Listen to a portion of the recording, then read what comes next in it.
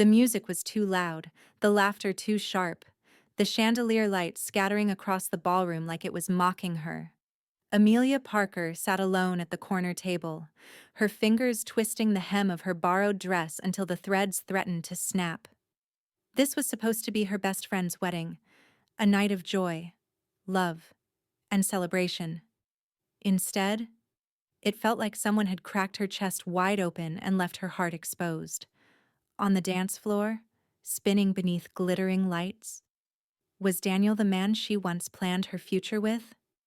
The man who told her months ago that she was ordinary and not enough?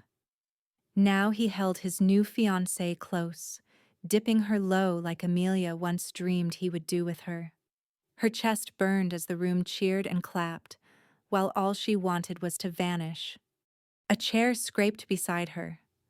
A stranger leaned in, his voice low, steady, and oddly protective. "Act like you're mine tonight," he whispered. Her breath caught. She turned to him and froze.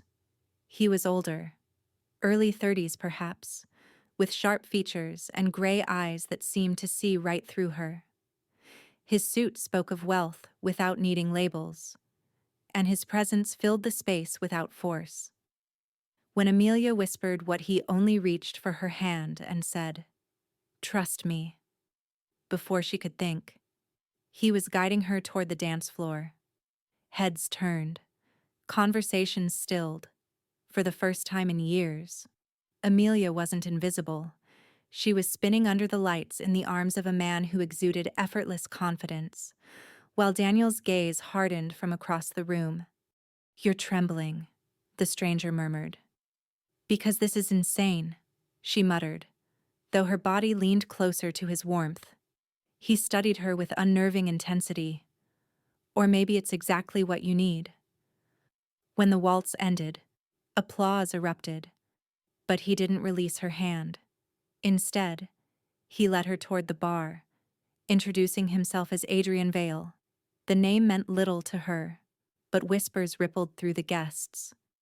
Later, her friend Jessica nearly squealed. "Amelia, do you even know who he is? Everyone knows him. He owns Vale Enterprises. He runs half the city." Amelia's stomach sank. Why would a man like that single her out?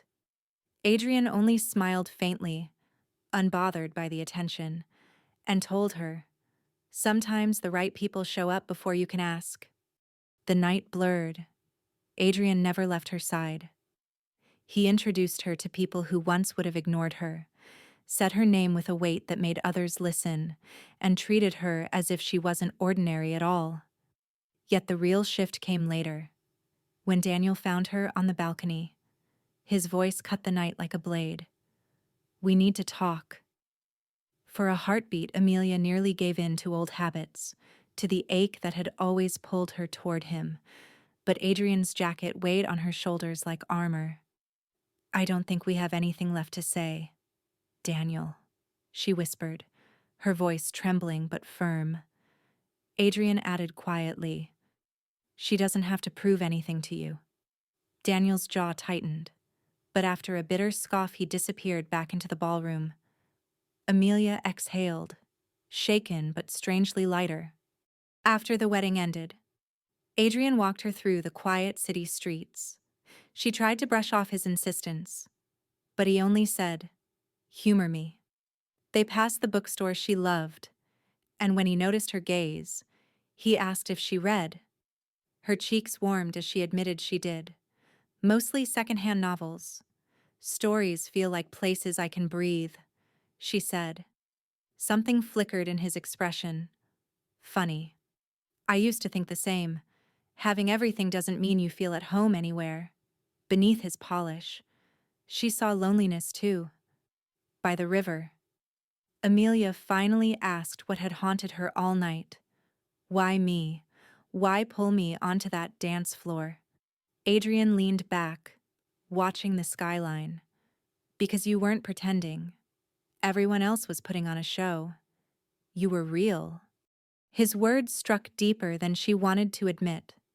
She confessed her fear of never being enough, of being ordinary. His reply was quiet but steady. Then they're the ones who never deserved you. She wanted to believe him, but doubt still gnawed.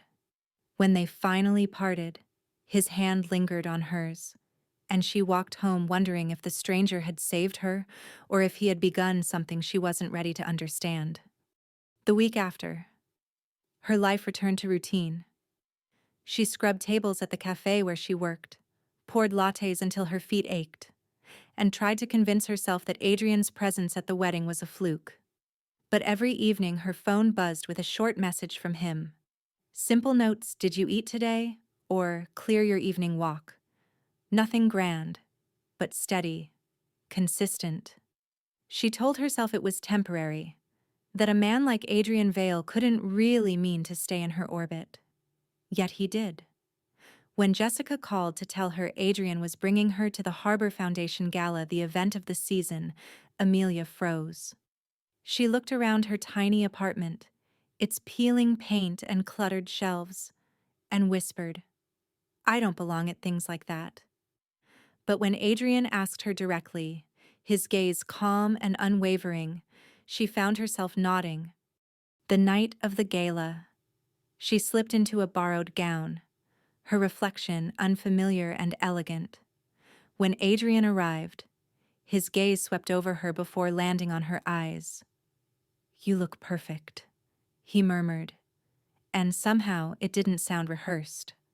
But the glittering ballroom was another world entirely. Chandeliers higher than her apartment ceiling, trays of champagne balanced by waiters in white gloves, cameras flashing against sequined gowns and suits that gleamed under the lights. Amelia clung to Adrian's arm, shrinking under the whispers. She heard them clearly. Who is she? She's plain. Must be temporary. Adrian leaned close, his voice low. Ignore them. They talk because they don't know you. But knowing herself didn't ease the sting.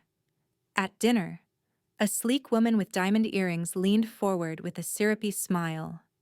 "So, Amelia, where did you two meet? At a wedding," she admitted. The woman arched a brow. "How quaint. And what do you do?" Amelia hesitated before answering. "I work at a cafe." The laughter wasn't loud, but it was enough. A ripple of amusement moved around the table.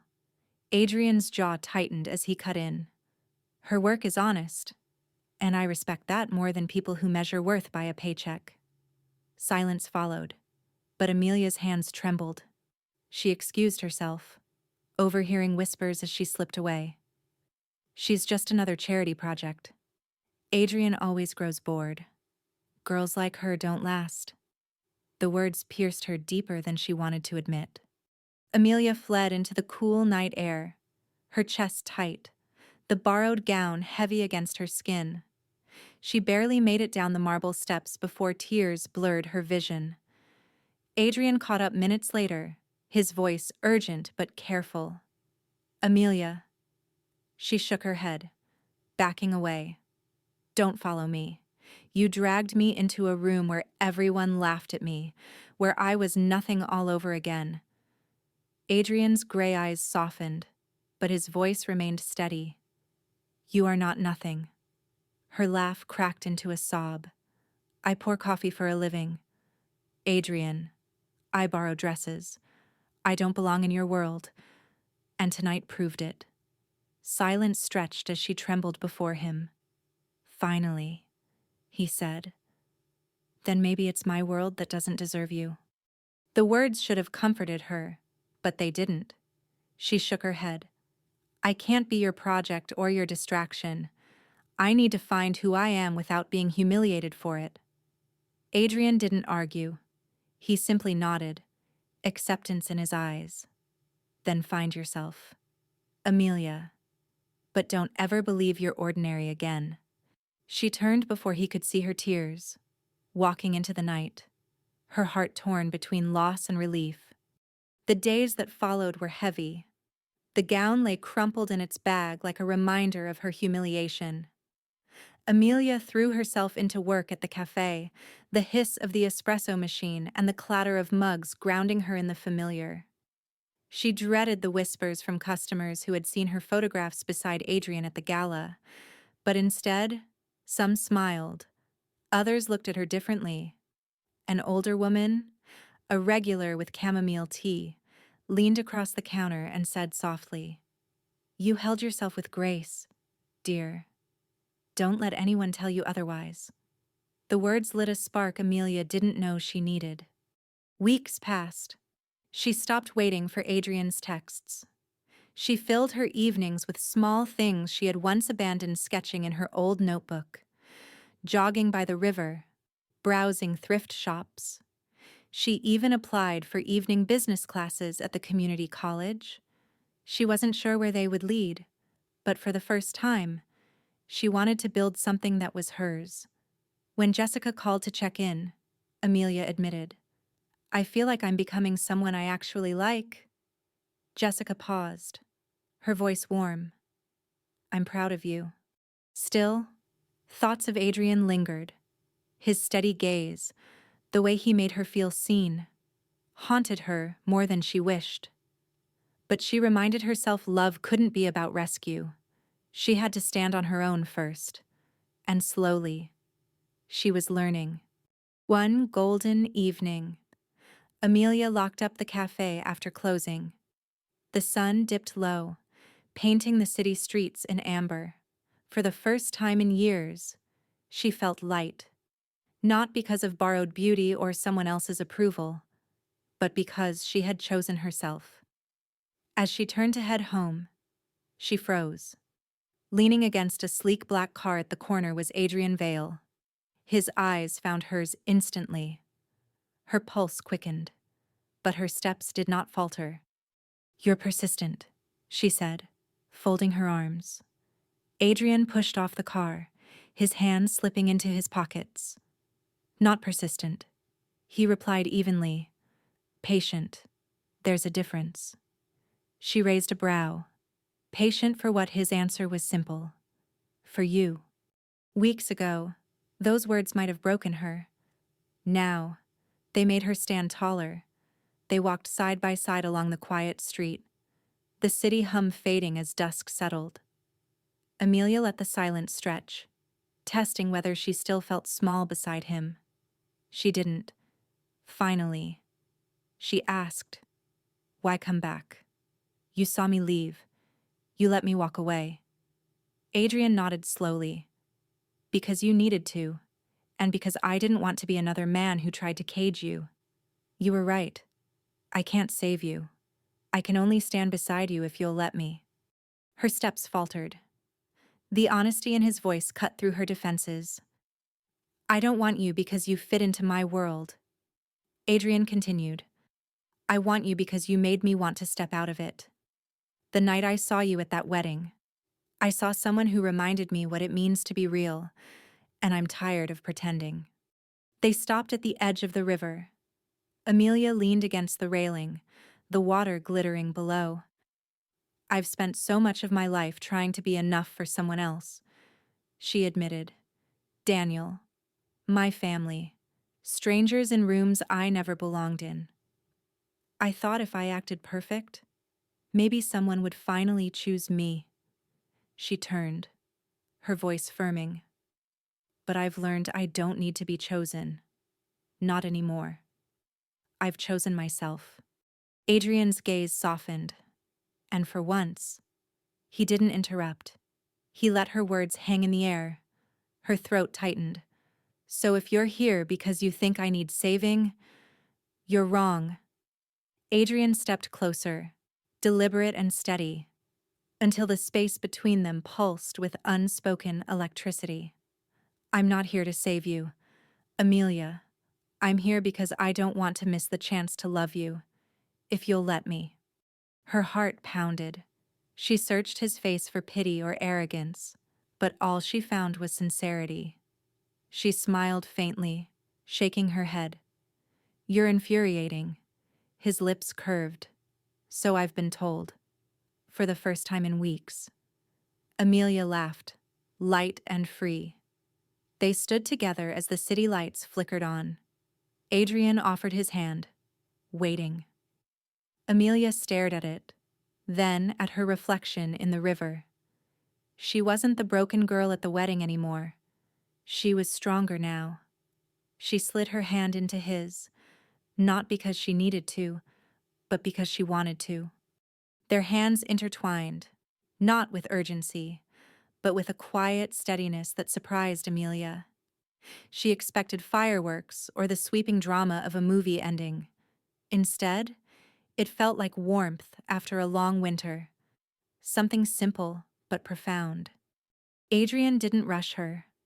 They walked together in silence, the rhythm of their steps finding a strange harmony. At a small street vendor, he paused. "Coffee?" he asked with a faint smile. Amelia arched a brow. "You're asking me out for coffee? You do remember I spend 10 hours a day making it?" "Right." His smile widened. "Then maybe I'll make it for you this time." She laughed despite herself, shaking her head. They sat on a bench with paper cups warming their hands, steam curling into the night. Adrian sipped, winced, then admitted, "You were right. I have no idea what I'm doing." Amelia chuckled, taking a slow sip of hers. "You'll learn." The conversation flowed more easily than she expected about small things, nothing like the heavy nights they'd endured before.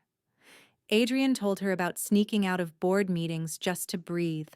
Amelia admitted she had started her classes, terrified but determined. Every time she spoke of her goals, Adrian listened, really listened, as if they were the most important words in the world. When the cups were empty and the night grew colder, Adrian glanced at her, cautious now. "So, where does this leave us?" Amelia tilted her head, considering, weeks ago, she would have rushed into the safety of an answer. Tonight, she didn't. "It leaves us here," she said softly, "with two people who are still figuring themselves out. Maybe together, maybe not. But for once, I'm not afraid of either outcome." Adrian nodded slowly, his expression unreadable, yet softened at the edges. "Then I'll take here, for as long as you'll let me." The honesty in his tone unraveled something inside her. For the first time since that humiliating night at the wedding, Amelia felt in control not of him, not of the future, but of herself. She stood, stretching, then offered him her hand. "Come on, walk me home." Adrian rose without hesitation, falling into step beside her. Their shadows stretched across the pavement, overlapping, separating, then coming together again under the city lights. For Amelia, it was no fairy tale ending, but maybe, just maybe, it was the beginning of something better, not a rescue, but a partnership. Not perfection, but truth. And for the first time, she was ready. Amelia and Adrian walked slowly through the quiet streets, the city humming faintly around them. Their steps were unhurried, their silence comfortable. Every so often, Adrian would glance at her, but he didn't fill the air with promises or grand words. He simply stayed by her side, steady and present. When they reached her apartment building, Amelia paused at the gate. For a moment, they just stood there, the glow of the street lamp wrapping them in soft light. Adrian looked at her with the kind of calm certainty that made her chest ache. "You don't have to decide anything tonight," he said gently. "I know," she replied, her voice quiet but sure, "but I know this. I'm not running anymore." A small smile tugged at his lips. "Good. Then I'll walk with you, for as long as you'll let me." Amelia hesitated, then stepped closer, laying her hand lightly on his chest. She could feel the steady beat of his heart beneath her palm. Not overwhelming, not consuming, just steady. She smiled. "Then walk with me." Adrian leaned down, and their foreheads touched a promise unspoken. Fragile, but real. No rescue. No cages. No masks. Just two people choosing to walk forward together, step by step. And so they did, into the quiet night, leaving behind the weight of what had been and carrying only the hope of what could be.